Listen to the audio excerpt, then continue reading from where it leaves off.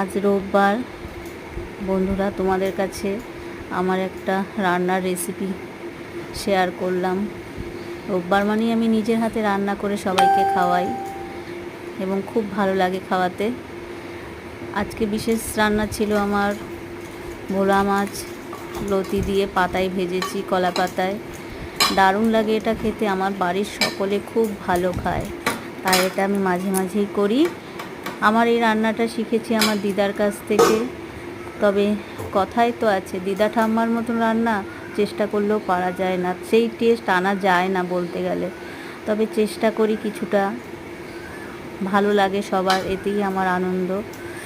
মশলা মেখে মাছগুলোকে আমি কলা পাতার মধ্যে সুন্দর করে সাজিয়ে রাখছি। দেখো, খুব সাবধানে দিতে হয়, কেন ভেঙে যাওয়ার ভয় থাকে। মাছগুলো যাতে গুঁড়ো না হয় সেইভাবে সুন্দরভাবে সাজিয়ে দিতে হবে।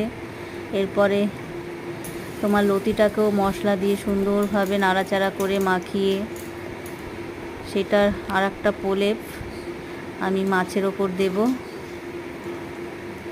অনেকটাই সময় লাগে এই রান্নাটা করতে, আস্তে আজে হয়, তবে ভালো লাগে খেতে।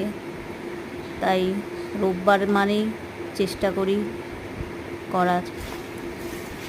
দেখো, লতিগুলোকে সুন্দরভাবে মাখছি মশলা দিয়ে। বন্ধুরা, তোমাদের কেমন লাগছে বলো।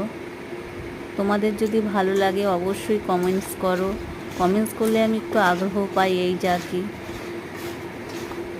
এবার মেখে লতিগুলোকে মাখা হয়ে গেছে। মাখা হয়ে কাঁচা তেল দিচ্ছি।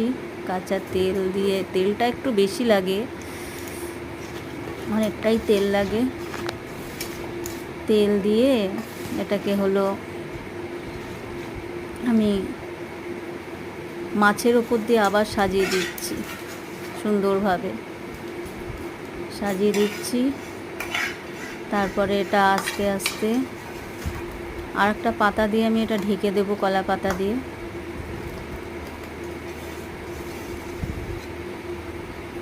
ঢেকে দেব। তারপরে আস্তে আস্তে মাছটা খুব কম আঁচে হবে, কেননা জোরে দিলে নিচ থেকে পুড়ে যাবে, তাই আস্তে আস্তে এই রান্নাটা করতে হবে কম আঁচে।